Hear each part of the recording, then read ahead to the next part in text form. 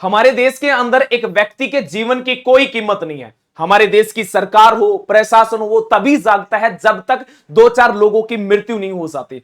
हम डॉक्टर को भगवान मानते हैं, उस भगवान के पास में जाते इलाज करने के लिए, वही भगवान दवाइयां लिख के हमें भेजता कि जाओ मेडिकल स्टोर से जाके दवाइयां ले लो, और वहां पे मेडिकल स्टोर में दवाइयों के रूप में हमें मिल जाती है जहर की बोतलें।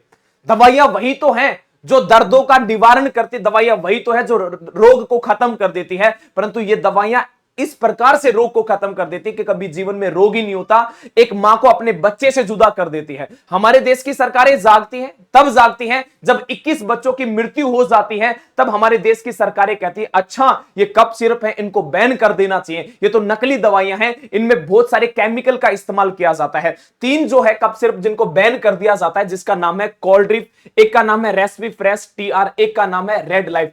कोल्ड्रिप की बातें की जाए, जो कि हाल ही में सबसे ज्यादा चर्चित है, जिसकी वजह से सबसे ज्यादा बच्चों की मृत्यु हुई है, उसी कप सिरप के एक सैंपल में 48.6% डाई एथिलीन ग्लाइकोल पाया गया है। यह वही डाई एथिलीन ग्लाइकोल है जिसका प्रयोग टॉक्सिक केमिकल, टॉक्सिक का मतलब होता है जहरीला, एक प्रकार का जहर है, इस्तेमाल किया जाता है इंडस्ट्रियल प्रोडक्ट्स में, जिसका नाम है एंटी फ्रीज करने के लिए।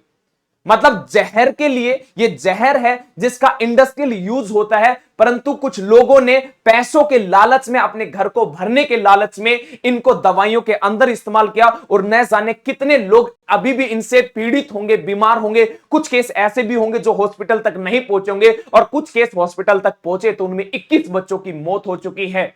क्या वो बच्चे, उनकी कोई मां नहीं थी क्या? या फिर वो किस बच्चे, उनका कोई पिता नहीं था क्या? कोई परिवार नहीं था क्या? उनके घर में कोई खुशी नहीं थी क्या? हमारे देश की अगर आज के दिन भी बातें की जाए, WHO ने 2022 और 2023 में पहले से ही चेतावनी दे दी गई थी, ये ऑफिशियल है 23 जनवरी 2023 का, जिसके अंदर कह दिया गया था कि डाई एथिलीन ग्लाइकोल जो है, ये जहर जो है हमारी देश की मार्केट के अंदर है। मुद्दा इसी बात का है, 2025 के अंदर अक्टूबर में जब मृत्यु हो जाती है, तब भारत को औपचारिक चेतावनी भी जारी करता है कि हमारे देश में, मतलब भारत में चल क्या रहा है।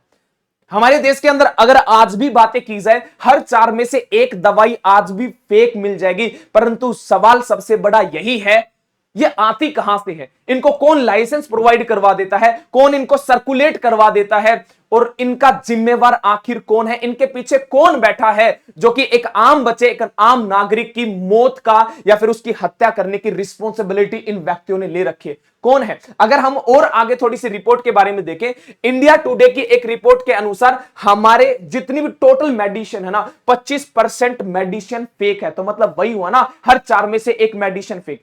अलग अलग रिपोर्ट के अनुसार देखा जाए तो हमारे देश के अंदर 20% या फिर 12 से लेकर 25% जो मार्केट में दवाइयां उपलब्ध होती हैं वो फेक है। और हमारा जो फार्मा इंडस्ट्रीज है, ये कोई छोटी मोटी इंडस्ट्रीज नहीं है, क्योंकि पता है ना, फेक दवाइयां भी तो वही बनाएगा ना जिसको मोटा पैसा चाहिए होगा, और इस इंडस्ट्रीज के अंदर तगड़ा पैसा है। तगड़ा पैसे का मतलब ये इंडस्ट्री 40,000 करोड़ रुपए की है, जो कि हिंदुस्तान की है।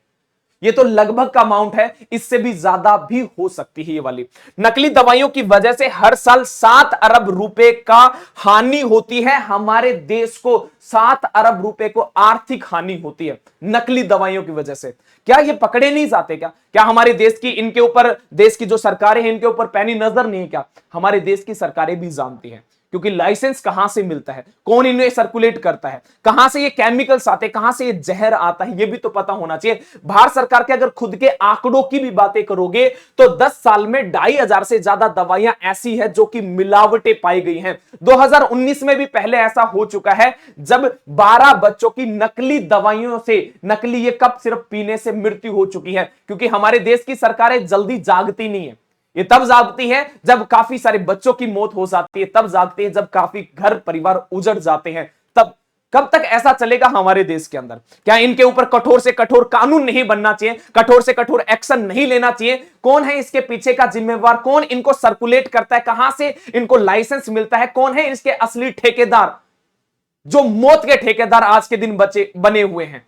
एक बच्चे की हत्या, एक परिवार का उजड़ना, हर एक चीज के जिम्मेदार होंगे ये सभी के सभी लोग। आप लोगों की क्या राय है? कमेंट बॉक्स में जरूर लिखना। जय हिंद, जय भारत।